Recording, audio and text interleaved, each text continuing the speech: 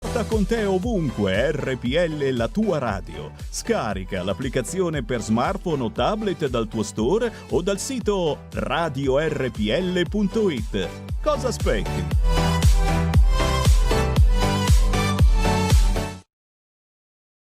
Va ora in onda Alto Mare.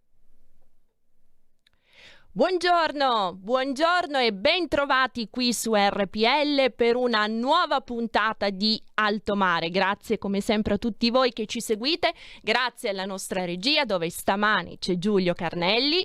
Al solito qualche secondo per ricordarvi le consuete informazioni tecniche: potete seguirci sulla web TV scaricando l'apposita applicazione per cellulare oppure sul canale 740 740 del digitale terrestre. Tanti di voi mi chiedono se servono abbonamenti, cose particolari. No, lo ricordo sempre, è sufficiente che componiate 740 sul telecomando del vostro televisore. Poi ancora vi ricordo il numero di cellulare per inviare tramite WhatsApp i vostri messaggi in trasmissione: 346 6427 756. Bene, all'indomani di una giornata così importante, così cruciale per quello che sarà il futuro delle nostre istituzioni, cominciamo questa puntata con un ospite che gli ascoltatori di Alto Mare già conoscono. Ci ha fatto compagnia la settimana scorsa, e con grande piacere e onore che è di nuovo con noi, che ospitiamo di nuovo il professor Alfonso Celotto, costituzionalista con un'esperienza di lungo corso all'interno delle istituzioni. Professore, buongiorno. Buongiorno, sempre con piacere. Grazie per aver accettato l'invito. Professore, in maniera estremamente lapidaria, e adesso? Vuole consultare un oracolo più che un professore, serve, no? Per capire. Beh, la adesso? Sibilla Cumana diceva ibis redibis non morieris in bello, dipende tutto da dove si mette la virgola. Lo ricordiamo ai nostri ascoltatori, perché ibis redibis, virgola, non moriebis in bello, vai, torni, virgola, non morirai. Ibis redibis non, virgola, vai, non tornerai, morirai in guerra. Quindi sul valore della virgola in un responso. Diciamo che la cosa che mi ha stupito di più ieri, distinguiamo le due votazioni. Il referendum ha alcuni segnali importanti. Innanzitutto l'affluenza, perché questa è la quarta volta che si vota il referendum costituzionale in Italia e abbiamo il secondo miglior risultato di affluenza, nel senso che nel 2001 e nel 2006 votarono meno persone. Mm-hmm. E il fatto che abbia votato il 53% degli aventi diritto in piena epoca Covid, con tutte le preoccupazioni, significa che le persone hanno voglia di politica e quindi vogliono partecipare. C'è poi anche un secondo risultato importante, sempre in controluce del referendum, che secondo me è quello del no, cioè il sì ha vinto ampiamente, però dobbiamo ricordare che sia l'ultimo voto parlamentare, dove aveva votato il 97% dei partiti, sia lo schieramento dei partiti, addirittura il 95% dei partiti era favorevole al sì, è stato superato invece dal fatto che per il sì ha votato solo il 70% dei cittadini. Cioè esistono 7 milioni e mezzo di persone che potremmo dire non si sono immediatamente riconosciute nelle indicazioni a volte contraddittorie di alcuni partiti, certo, ma hanno votato di testa loro, no? Hanno votato quindi con consapevolezza, e anche questo è un importante esercizio di democrazia.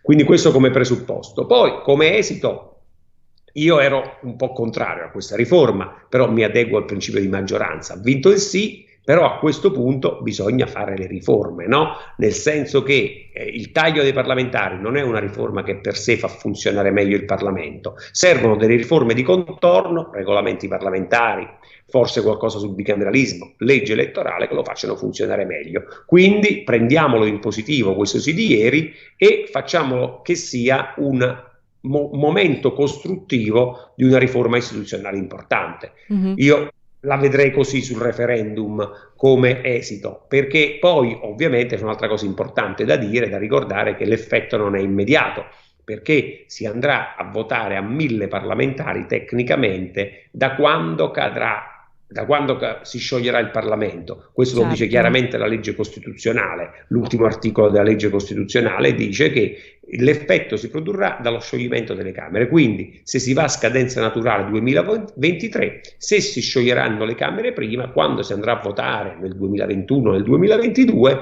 si andrà a votare con 600 parlamentari e non con 945. L'unica modifica tecnica necessaria è quello di adattare i collegi, perché ovviamente oggi l'Italia è divisa in 200, è divisa con collegi che portano a 315 per il Senato, bisogna dividerli su 200. Certo, collegi che d'altro canto verranno ridimensionati anche alla luce di quella che poi sarà la riforma elettorale.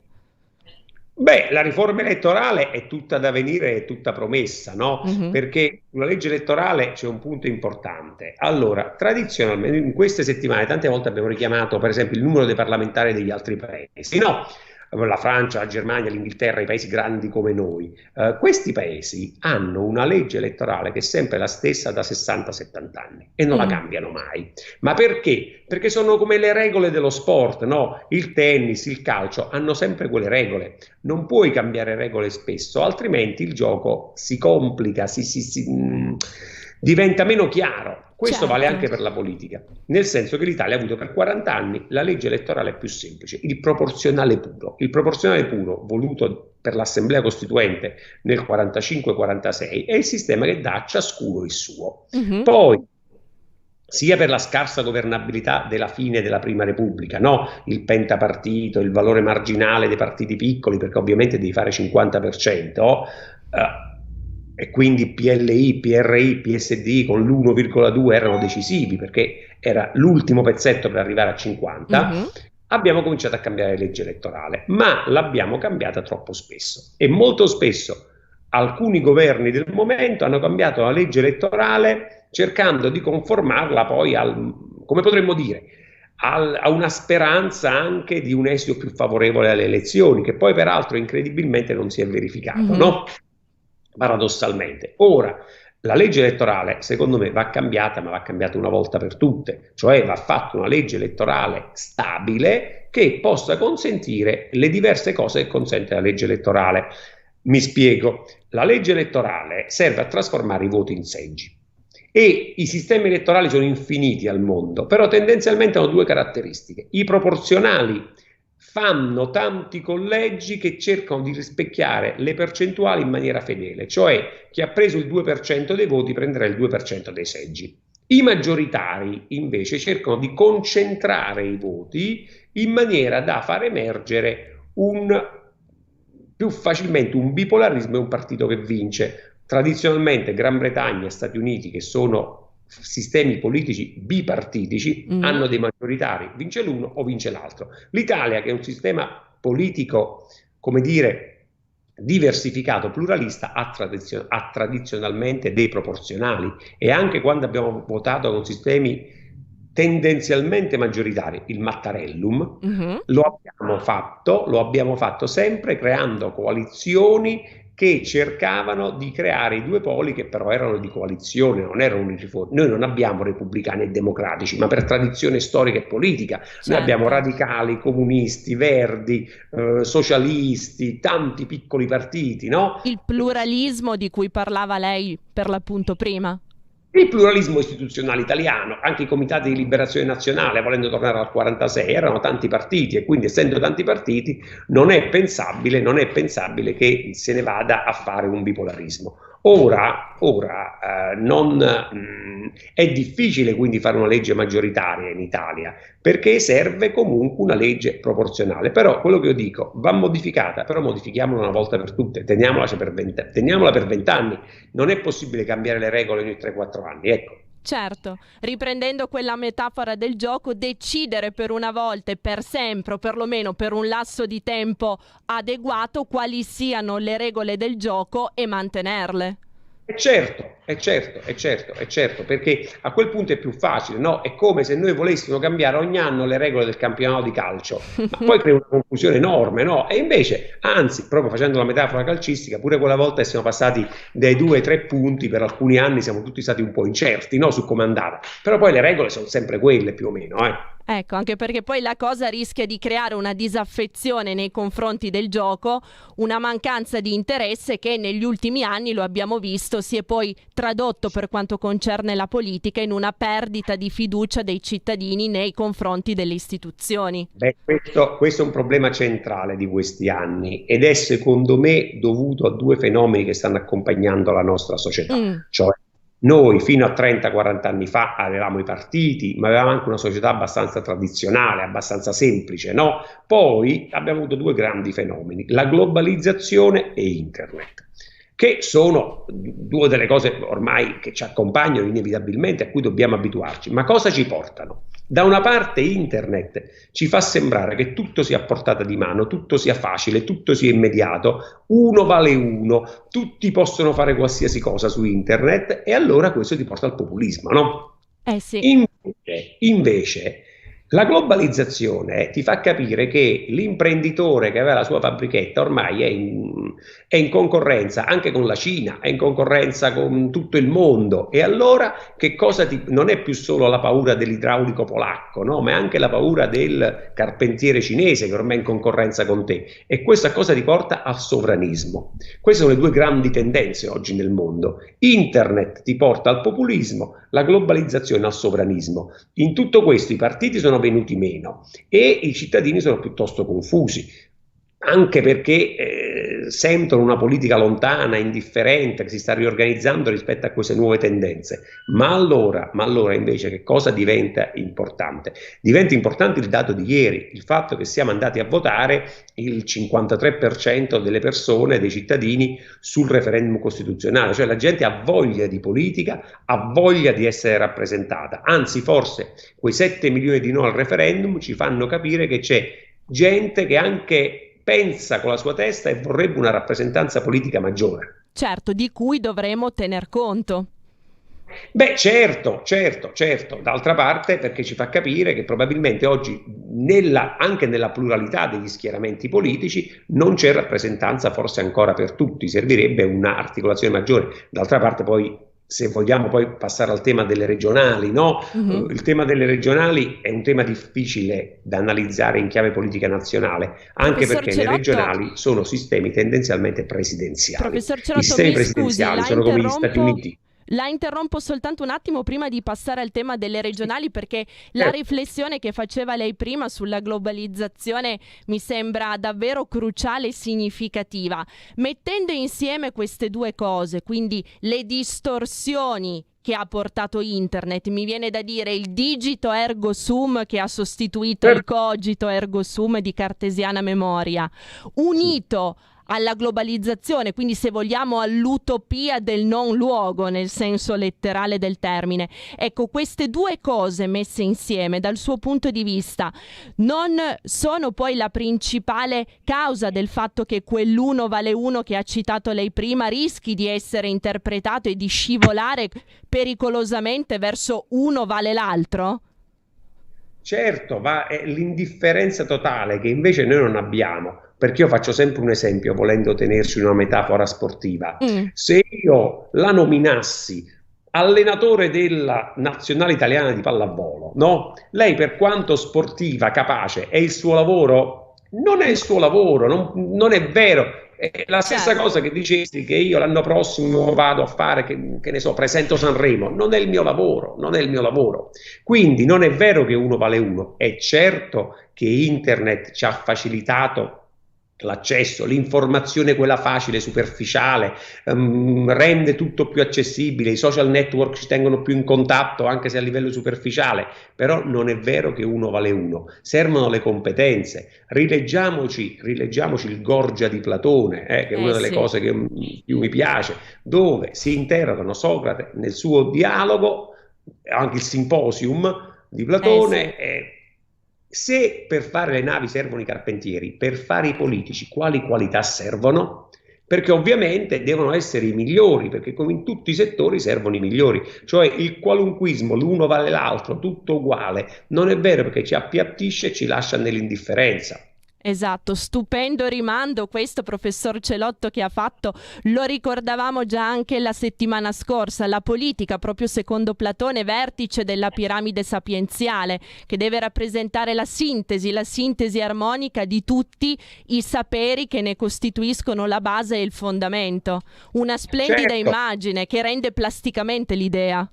Sì, poi la democrazia ateniese non era tanto democratica, perché sappiamo che il voto per donne, schiavi, stranieri era escluso, sappiamo che loro poi cercavano il sistema del sorteggio, che però poi comunque era insoddisfacente, quindi anche quel tipo di piccolissima democrazia, perché la democrazia, questo è un tema interessante, no? La democrazia ad Atene era anche facile da esercitare, perché in fondo erano 30.000 persone quelli che votavano, quindi ancora puoi dire oggi pomeriggio andiamo sulla collina, perché loro poi l'ecclesia la facevano in collina, e andiamo a votare. Quando invece tu hai 51 milioni di aventi diritto come in Italia, la democrazia diretta partecipata di tutti è impensabile, quindi, ma questo nasce 200 anni fa, serve la delega rappresentativa. Io devo scegliere qualcuno che mi rappresenta, ma io chi scelgo? Uno che è come me o uno che è migliore di me? Io voglio uno che è migliore di me, perché lui è più capace e sa rappresentarmi meglio, no? È la stessa cosa quando eleggiamo, nel semplice, a scuola noi eleggiamo i rappresentanti di classe, no? Ma noi come rappresentanti di classe chi vogliamo? Il più sciocco o il più capace nel tenere i rapporti con i professori? Sì, sembrano delle ovvietà, per certi aspetti sono delle ovvietà, ma al solito, professor Celotto, è nelle cose più semplici che si nascondono le cose più significative. Ma certo, perché vedi, alle volte è come se non ci pensassimo, no? Che uno invece dice, vabbè, è tutto uguale, è tutto indifferente. Io questo ne parlo anche spesso con i miei studenti, con cui poi mi infermano, no? Perché chiedo a tanti ragazzi, loro sono millennials ormai, perché sono ragazzi nati dopo il 2000, e tanti mi dicono, ma in fondo è indifferente per me, per esempio, chi sia il sindaco di Roma, ma per me è indifferente, nel senso che chiunque sia il sindaco di Roma, Roma va avanti uguale, ma non è vero. Perché a quel punto, se io non vado più a votare, ho fatto venir meno la rappresentanza, e se io non voto, sceglieranno altri per me. Questa è la democrazia. Sì, un messaggio importantissimo. Quindi grazie professor Celotto, rileggiamo Platone e rileggiamo anche Luigi Einaudi. Certo, assolutamente, che pur essendo monarchico sarà il primo presidente della Repubblica eletto in Italia, perché al servizio dello Stato comunque si adatta e funziona. Sì. Professor Celotto, capitolo regionali.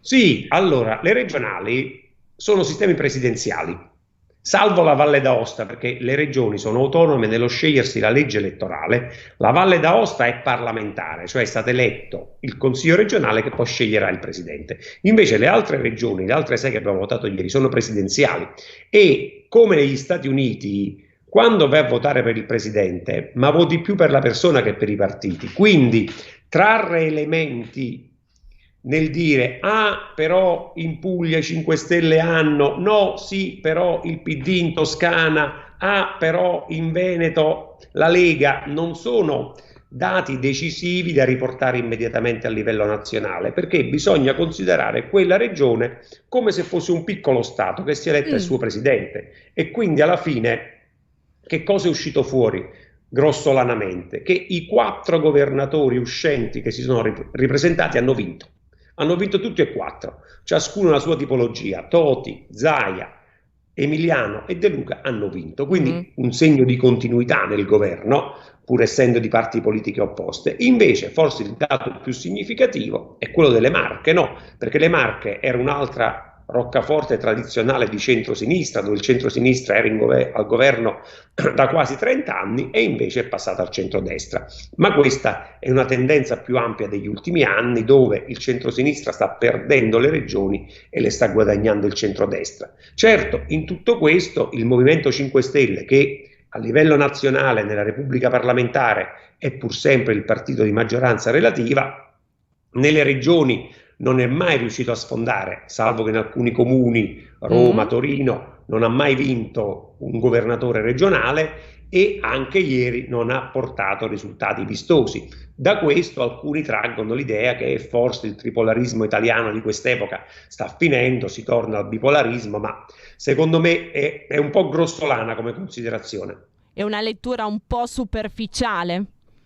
Sì, facile perché non è un dato non comparabile, perché il Mm. dato regionale è un dato basato sui governatori, come quello dei comuni. Cioè io voglio Tizio sindaco, che e infatti poi spesso è appoggiato da una lista civica sua, non mi importa che sia di destra, di sinistra, bianco, rosso o verde, no? Mhm. Io voglio quella persona. Io voto Trump o voto Biden, non voto necessariamente perché è repubblicano o democratico. Invece Certo. l'Italia è ancora un sistema parlamentare, quindi quando andiamo a votare per il Parlamento votiamo il partito e non il candidato leader, il candidato premier. Certo, e nel caso delle votazioni regionali chiaramente subentra quelli che sono gli esiti, i risultati dell'amministrazione locale, del buon governo che si è prodotto sul territorio, che in tanti casi abbiamo visto appunto quello che in maniera eclatante è capitato in Veneto, hanno fatto sì che anche cittadini di appartenenza politica avversa abbiano votato quello specifico amministratore. Assolutamente sì, d'altra parte i 4 governatori uscenti hanno tutti e 4 vinto, chi meglio, chi peggio, e Zaia in Italia ha raggiunto un risultato mai raggiunto da nessuno, no? Risultati che sembrano bulgari o cinesi, raggiungere il 75% dei consensi, però se prendi così tanti voti significa che non è solo il tuo partito, non è la tua parte, ma è il segno della buona amministrazione, che poi alla fine a livello locale conta molto di più perché è più diretta sui cittadini. Certo, è quella più vicina. Professor Celotto, di quell'effetto distorsivo legato alla concomitanza della votazione sul referendum e delle elezioni amministrative locali, quanto si è visto numeri alla mano? Guardi, si è visto poco perché nel senso io sono andato a guardarmi anche le percentuali di votanti nelle singole regioni. Sì, è vero che in Toscana ha votato il 61% e che in alcune regioni ha votato il 45%, però a livello nazionale siamo su un ottimo risultato perché il 53% del referendum è un ottimo risultato e quindi si è evitato quell'eventuale distorsione di far sì che Veneto, Toscana, Puglia e Campania facessero il risultato del referendum costituzionale, che invece è stato un referendum votato in maniera uguale in tutta Italia, anche se il dato interessante è quello che soprattutto nei centri storici delle maggiori città ha vinto il no. Mm-hmm. Come se fosse, no, qualcuno diceva ieri il voto nelle ZTL è stato per il no. Come se fosse il voto intellettuale, no? Cioè i centri delle città che dovrebbero essere, poi anche questa è un'induzione piuttosto facile, una deduzione piuttosto facile, che dovrebbero essere rappresentati da cittadini più intellettuali, hanno votato per il no. Però queste interpretazioni in controluce del voto sono sempre difficili, soprattutto quando finisce 70-30. È più evidente invece che quel 30% non è rappresentato direttamente dai partiti, come dicevamo prima. Certo. Assolutamente. Per quanto concerne i lavori parlamentari, come si riarmonizzerà nell'immediato il funzionamento delle commissioni permanenti?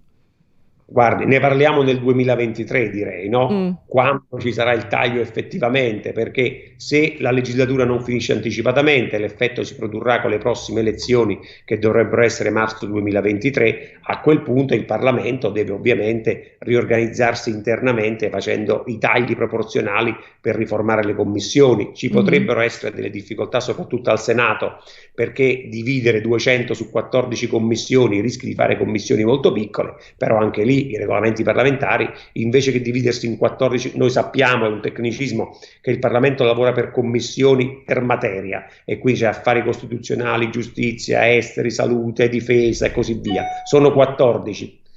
Puoi benissimo dire invece che ne faccio 14, per farle più numerose ne faccio 10, no? E accorpo alcune materie. Quindi si accorperanno. Il funzionamento del Parlamento non dipende dal numero dei parlamentari. Certo.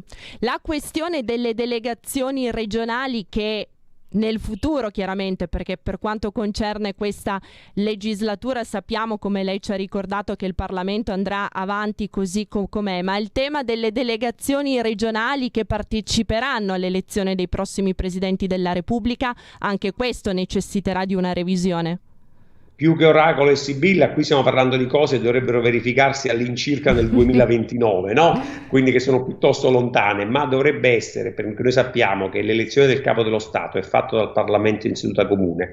che assieme ai 630 più 315 ha i delegati regionali che oggi sono una sessantina.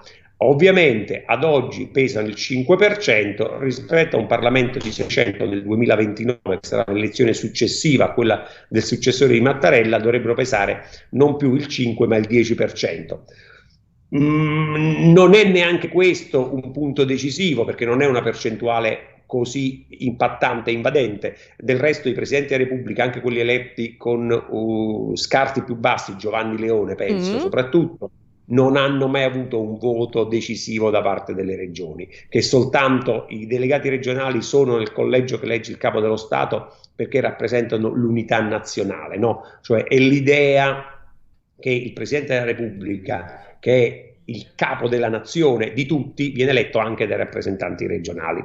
Ovviamente poi, ma è una riforma abbastanza banale della Costituzione a quel punto, se ne può abbassare il numero invece di 60-40 per renderli meno incidenti, ma anche lì io vorrei che si facessero riforme serie, perché il nostro Parlamento, la nostra forma di governo non funziona, sappiamo per una serie di ragioni: scarsa centralità del Parlamento, farraginosità delle procedure, fragilità del governo. Ci sono degli strumenti tecnici per migliorarla, per non parlare poi delle riforme amministrative, burocrazia, semplificazione, legislazione. Bisognerebbe affrontare quelle e non tagliare il numero di parlamentari, che in fondo è un contorno, non è il piatto principale. Assolutamente, la punta dell'iceberg. Professor Celotto, resti ancora un attimo lì, andiamo in una breve pausa pubblicitaria, 60 secondi, e poi rientriamo in studio per un'ultima domanda flash. Wow, vai veloce tu! Chi ha parlato? Sono la Digital Radio! Ah, proprio te cercavo. Senti, non capisco assolutamente niente di questa cosa del DAB. Analogico che non sei altro. Il DAB è il sistema digitale per ascoltare la radio con il suono perfetto. Capito? Finalmente tutte le radio in vendita hanno il sistema DAB Plus per l'ascolto digitale, in auto e in casa. Ascolta le tue radio preferite con la Digital Radio, quella del suono perfetto. Dibidi dobidi DAB. Anche RPL, la tua radio, è in Digital Radio. Stai ascoltando RPL. la tua voce libera, senza filtri né censura. La tua radio. Rieccoci, ben trovati qui ad Alto Mare per questa puntata speciale dedicata a quelli che sono i commenti, le analisi di questo post voto. Per coloro i quali si fossero messi in collegamento soltanto ora, abbiamo con noi il professor Alfonso Celotto. In conclusione, professor Celotto, nell'attesa di questa riforma organica che, come ci ha detto lei, dovrà andare ad armonizzare quello che, essendo un mero taglio del numero di rappresentanti, in sé per sé non è particolarmente significativo né tantomeno migliorativo in senso stretto di quelli che sono il funzionamento dei lavori parlamentari, che cosa possiamo dire? Ai posteri l'ardua sentenza? Sì, invece di chiudere con un banale chi vivrà vedrà, dico speriamo che ieri si sia aperta una stagione di riforme costruttive, perché sappiamo che di riforme istituzionali in Italia si parla dalla Commissione Bozzi del 1983, ci sono stati tanti tentativi, l'ultimo è stato quello di Renzi che tutti ricordiamo, però l'Italia ha bisogno di riforme serie e le riforme vanno fatte tutti insieme, nel senso che la Costituzione è di tutti. In Assemblea Costituente si misero d'accordo cattolici, comunisti, liberali, monarchici per fare un testo che fu approvato con l'80% dei voti favorevoli e che contiene norme che sono contemperamenti delle diverse esigenze. In questo modo una Costituzione riesce a vivere 75-80 anni, in questo modo si devono fare le riforme, cioè riforme condivise in maniera che restino stabili come regole per tutti. Esatto, stabili e durature, ritornando a quella metafora che faceva lei prima sul gioco. Ben inteso, la Carta Costituzionale non è un gioco, ma è una cosa seria. Esatto, la Costituzione è una cosa seria. Infatti leggetevi la Costituzione, leggiamoci tutti la Costituzione, che è molto utile. Esatto, quindi Platone, Luigi Einaudi e ovviamente la nostra Carta Costituzionale. 3 letture assolutamente Guarda, ti importanti. faccio autopubblicità. Nel futuro ho Mm. fatto i podcast sulla Costituzione, si trovano su Spotify, su Spreakers. A mio nome ci sono 10 lezioni sulla Costituzione che sono facilmente ascoltabili e forse più digeribili di Platone, ecco. Perfetto, grazie infinite professor Celotto per questa interessantissima conversazione. Naturalmente ci auguriamo di riaverla presto con noi. Con piacere, buona giornata. Grazie, buona giornata professore, buon lavoro. Bene, siamo in attesa del nostro secondo ospite di oggi. Fra poco dovremmo avere in linea il professor Giulio Tremonti. Giulio, ce l'abbiamo già? No, quindi siamo in attesa del professore. Vi ricordo al solito il numero, il cellulare per poter chiamare in trasmissione 346 6427 756, anzi no, scusate, lapsus freudiano, non per chiamare ma per inviare i vostri messaggi tramite WhatsApp. Non sempre riusciamo a leggerli e soprattutto non riusciamo a leggerli tutti, ma sappiate che non vanno perduti, li archiviamo e in ogni caso ne teniamo conto per migliorare sempre di più la qualità dei programmi. Tantissimi spunti ci ha dato il professor Celotto. Non appena avremo il professor Tremonti con noi in collegamento cercheremo di sviscerarli, di riproporli. Giulio? Per il momento mi ha risposto il professor Tremonti che non è in grado, mi richiama lui non appena si libererà, ha avuto un impegno improvviso, quindi a breve, però non so dirti se fra un minuto o fra 5. Lo aspettiamo naturalmente, le linee per il professor Tremonti sono sempre aperte. Tra l'altro nel frattempo vorrei condividere con voi qualche riflessione. Il professor Celotto sottolineava il fatto di come l'affluenza a questo referendum sia sintomatica di una voglia, di una scoperta, o meglio di una riscoperta della politica e del desiderio di essere parte della politica che i cittadini in questo frangente hanno portato di nuovo in evidenza. La riflessione che vorrei condividere con voi è che attorno a questo tema, attorno al referendum, credo che nell'ultimo periodo, dove con periodo intendo naturalmente un lasso temporale che vada oltre quello delle ultime settimane, si sia fatta molta narrazione piuttosto che informazione, nel senso che si sono visti tanti, lasciatemi utilizzare questo vocabolo, stregoni, quasi stregoni non apprendisti, che hanno propinato come panacea, come cura, come medicina di tutti i mali delle soluzioni spesso facili che, come ci diceva poc'anzi il professor Celotto, da sole non possono essere certamente considerate né una cura valida, né una medicina, né un antidoto a quello che, se vogliamo, è un po' il vulnus della nostra democrazia rappresentativa, cioè questo problema di continue riforme dove una sovrascrive l'altra, dove una va a correggere e appunto a rivisitare specificità dell'altra, non tanto per rispondere a quello che è un'esigenza di bene comune, di bene collettivo, ma per assolvere a interessi che sono assolutamente di parte, se vogliamo anche transeunti, no? Ecco, penso che la soluzione in questo caso non sia una soluzione di tipo elettorale tout court, ma la soluzione deve essere per l'appunto un progetto di più ampio respiro, un progetto organico, un progetto strutturato, un progetto ragionato che sia di matrice costituzionale. Ce lo diceva il professor Celotto prima, la Costituzione non è un gioco, è una cosa seria. Prima di metterci mano, dato che appunto è la summa, è la sintesi, è l'armonia di tanti temperamenti, di tante istanze, di tante esigenze che proprio in quella carta hanno trovato un punto di accordo, una sinergia, un obiettivo comune. Prima di andare a modificarlo, a alterarne l'equilibrio, bisogna essere ben certi di quello che si fa e soprattutto, ce lo diceva prima il professor Celotto, essere persone competenti.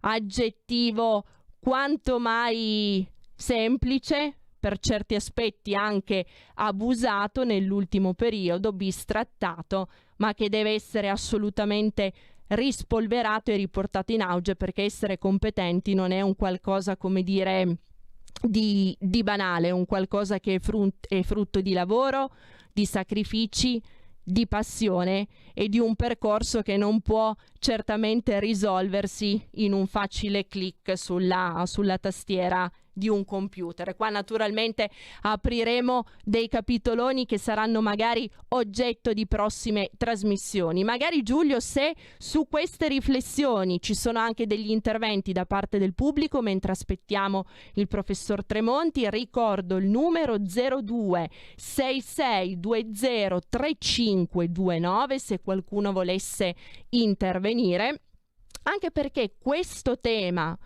trattato, introdotto dal professor Celotto prima e sul quale ho cercato di proporvi anch'io qualche riflessione, è un qualcosa che poi si lega, se guardiamo bene, a quelle che sono state anche le politiche europee dell'ultimo periodo e degli ultimi anni.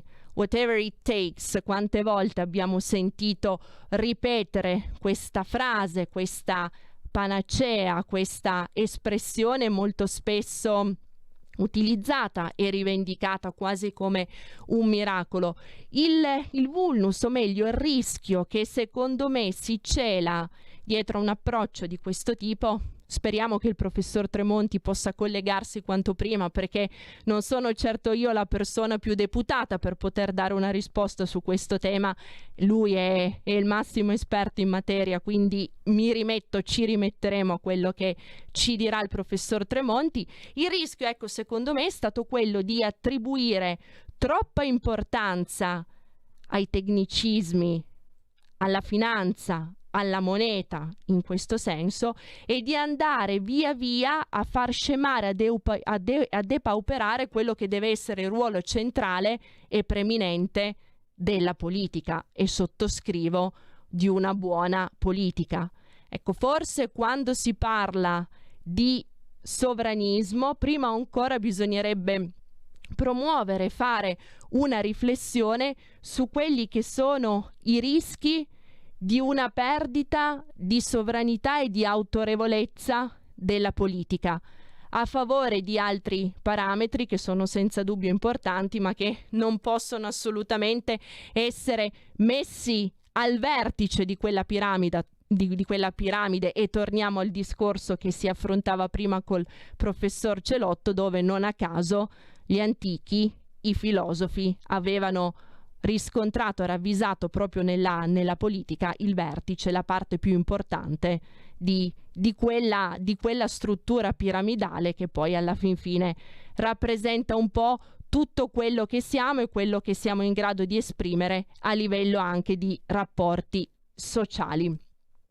Whatever it takes, rischio di una perdita di primato da parte della politica, abbiamo detto, e rischio per quanto concerne gli scenari globali, complessivi, anche rispetto a questo tema. Il professor Celotto prima ha avanzato interessantissime considerazioni, è il discorso della competitività, il discorso di affacciarsi su mercati globali, ampi, vastissimi, dove non sempre le regole del gioco, guardate quanti rimandi, penso che sia eccezionale quando, partendo da un'osservazione di un ospite, si possa insieme costruire poi sopra tutta una serie di altre riflessioni. Quando le regole del gioco non sono comuni, non sono condivise, è assolutamente naturale, pacifico, fisiologico, mi verrebbe quasi da dire, che poi si creino delle asimmetrie pericolose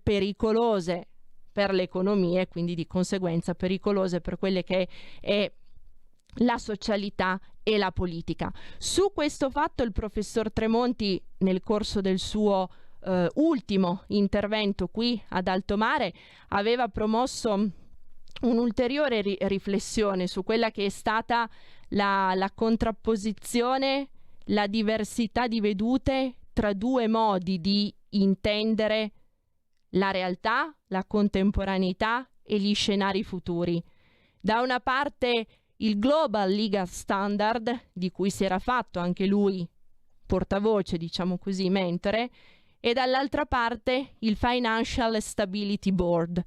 Da una parte, di nuovo, la politica messa al centro di un percorso organico, strutturato, dove alla base di tutto ci siano regole, quindi l'abbiamo già detto tante volte qua in trasmissione, regole significa anche doveri che non possono essere dissociati dai diritti, visto che tanto spesso si parla e a gran voce si reclamizzano i diritti senza associarvi sempre e comunque anche la parola doveri. Quindi da una parte il Global Legal Standard, regole certe, comuni, condivisi, dall'altra questo Financial Stability Board in cui, se vogliamo in estrema sintesi, l'unica regola è che in questa visione non ci siano regole, che i mercati siano assolutamente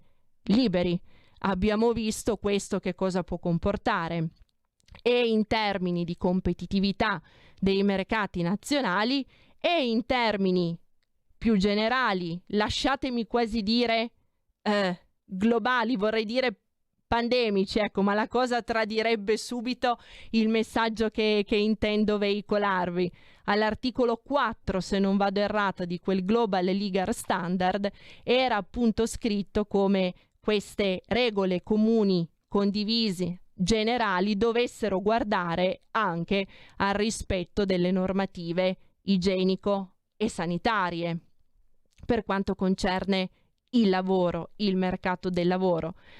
L'esperienza purtroppo che abbiamo vissuto nei mesi scorsi e di cui ancora vediamo gli effetti, gli strascichi, augurandoci che naturalmente la cosa non si debba ripetere con la stessa virulenza, con la stessa intensità in autunno, ci ha posto bene in evidenza, ci ha fatto vedere in maniera assolutamente nitida e chiara quanto queste asimmetrie possano determinare situazioni di forte difficoltà, di forti problematiche a livello globale. Giulio, notizie del professor Tremonti? Non ancora? Purtroppo siamo rimasti d'accordo che si chiama lui non appena si libera. Rimaniamo in attesa. Vuol dire che se non dovesse riuscire a intervenire oggi, gli riproporremo un intervento naturalmente per la settimana Ventura. Allora, di nuovo, per fare in modo che il mio non sia un monologo nell'attesa del professor Tremonti, vi invito a chiamare se volete fornire per l'appunto anche voi vostri spunti, vostre riflessioni, che come dico sempre sono le più importanti, quindi 0266203529 per chiamare in diretta, oppure per inviare messaggi tramite WhatsApp 346 6427 756. Abbiamo il professore in linea?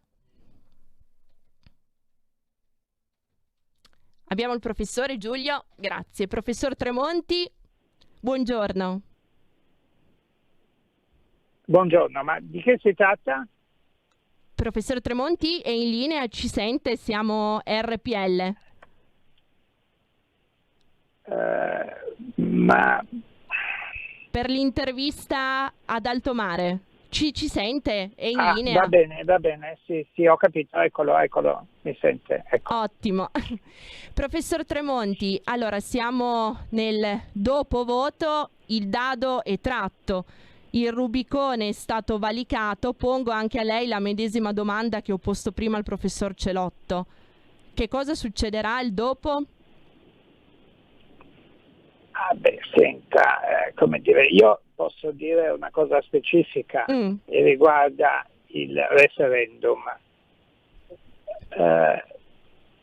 Il sistema, la nostra Costituzione prevede un rapporto diretto e strutturale tra la volontà popolare e la rappresentanza parlamentare, ovvero se il popolo dice una cosa o va in una direzione, il Parlamento deve riflettere questa determinazione. Mm-hmm.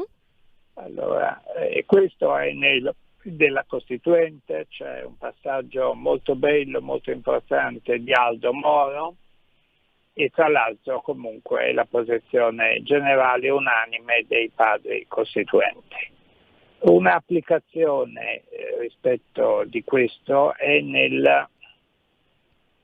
stata nel 93-94, quando il Quirinale scioglie il Parlamento, scioglie il Senato di Spadolini e la Camera di Napolitano e liquida il governo Ciampi, notando che si è creata una enorme differenza tra il volere, la volontà, gli orientamenti del popolo e le strutture della politica, i partiti e quello che è in Parlamento. E viene sciolto il Parlamento perché il Paese è andato in una direzione diversa. Viene sciolto il Parlamento e si manda al voto il popolo. Per inciso, questo tipo di orientamento, questa tendenza, in questo caso non è deviata, contraddetta da un cavillo che viene usato leggendo la legge di riforma costituzionale oggetto di referendum. Lì c'è scritto che le norme relative alla composizione del nuovo Parlamento si applicano dalla successiva legislatura, dal primo scioglimento successivo. Se avessero voluto consolidare questo Parlamento e farlo durare 5 anni, avrebbero detto queste nuove norme si applicano al termine della durata del Parlamento e quindi fermo il quinquennio. Mica c'è scritto questo, c'è scritto il primo scioglimento successivo. Ora, se c'è un caso in cui devi sciogliere il Parlamento, è questo. La pretesa, quelli che dicono non va sciolto, non vogliamo scioglierlo, è tenere in piedi un Parlamento delegittimato dal voto popolare, con dentro centinaia di parlamentari che sono esclusi dal popolo, dal referendum. Lo vorrebbero far durare per 3 anni, in modo da eleggere il nuovo Presidente della Repubblica nel 2022, considerando che il nuovo Presidente eletto da questo Parlamento, delegittimato dal popolo, dovrebbe durare fino al 2029. Questa idea, questa scelta, non sciogliamo il Parlamento, vuol dire che proietta un Parlamento delegittimato nella sua permanenza e nel suo voto sul Quirinale fino al 2029, che francamente è eccessivo. Ovviamente puoi anche fare a meno della Costituzione, ma dato che c'è e considerando che le deviazioni dalle Costituzioni sono sempre molto pericolose, mai dimenticare Weimar, io credo che realmente l'alternativa, fai una legge elettorale e manda subito a votare, sia la cosa più compatibile con la nostra Costituzione. Certo. Ovviamente magari c'è qualcuno che non lo vuole, più di uno che dice che va bene così, e quindi un Parlamento delegittimato che dura ancora 3 anni, con dentro dei parlamentari che non hanno un futuro e che cercheranno di estrarre dal loro presente qualcosa per sopravvivere, per capitalizzare la loro esistenza. E gli dai da eleggere il capo dello Stato, considerando che il Presidente della Repubblica all'inizio era una figura notarile, adesso è enormemente più importante, anzi dicono proprio perché è importante vogliamo restare noi, pur delegittimati. Ecco, a me sembra che sia una prospettiva francamente non corretta. Certo, con l'ulteriore caveat, professor Tremonti, che si rischia appunto di avere un Parlamento di fatto decapitato che per i prossimi anni andrà a disquisire e discutere di come cercare di, tra virgolette, conservare se stesso. Lei diceva prima una messe di parlamentari che cercheranno di estrarre dal loro presente qualcosa. Questo a tutto detrimento dei tanti problemi del presente estremamente concreti a cui invece si dovrebbe cercare ora, non sempre dopo, in futuro, una soluzione. Credo realmente che sia inaccettabile la permanenza per 3 anni, cioè il periodo che manca, 3 anni, è superiore al periodo che c'è stato, 2 anni. Sono loro che hanno voluto il referendum e una volta che hai voluto il referendum, l'hai votato, l'hai fatto votare dal popolo, far finta che non ci sia e lo mettere in freezer per 3 anni, francamente mi sembra realmente non rispettoso della lettera, dello spirito della Costituzione della Repubblica. Assolutamente sì, professor Tremonti. Un ultimo flash, dato che siamo quasi in chiusura. Anche lei, professore, aveva tentato nel 1997 con Giuliano Urbani un progetto di riforma costituzionale che però andava ben più in profondità del millantare un semplice taglio del numero di rappresentanti. Ai tempi era in alternativa rispetto al referendum, tanto per cambiare, che voleva il sistema uninominale assoluto. Quello dell'elefantino, vero? Cosiddetto. Esatto. Allora, noi si pensava che non fosse il sistema giusto, che fosse più giusto, più equilibrato il sistema tedesco. Se vuole era un po' una forzatura rispetto all'elefantino. L'elefantino ci sembrava realmente una cosa non corretta e il sistema tedesco era un'alternativa per fare capire, per spiegare. In ogni caso nella relazione a quella proposta c'era un po' la profezia sul disastro che sarebbe venuto, cioè dire mangiatori di fuoco, ginnasti, tribuni della plebe, ed è quello che un po' partiti inventati intorno a una persona, sempre state figure di questo tipo, ma un Parlamento che va a essere composto in maggioranza da figure di questo tipo, e certamente in questo catalogo entrano, pur rispettabilissimi, i 400 che non saranno mai più rieletti, nell'insieme mi sembra realmente. Tu puoi dire, una volta si diceva, o sciogli il Parlamento o sciogli il popolo. Io credo che sia difficile sciogliere il popolo, forse è meglio sciogliere questo Parlamento per eleggerne un altro. Certo. Assolutamente. Professor Tremonti, purtroppo siamo già in chiusura, quindi devo salutarla. Naturalmente mi auguro che tornerà presto in trasmissione perché ci sono ancora tante cose da dire. Grazie professor Tremonti, buon lavoro. Grazie mille. Bene, grazie al nostro Giulio Carnelli in regia, grazie naturalmente a voi che ci avete seguito. Come sempre siate i vostri sogni, noi ci risentiamo fra un'oretta con Gemini, l'universo della conoscenza. A dopo!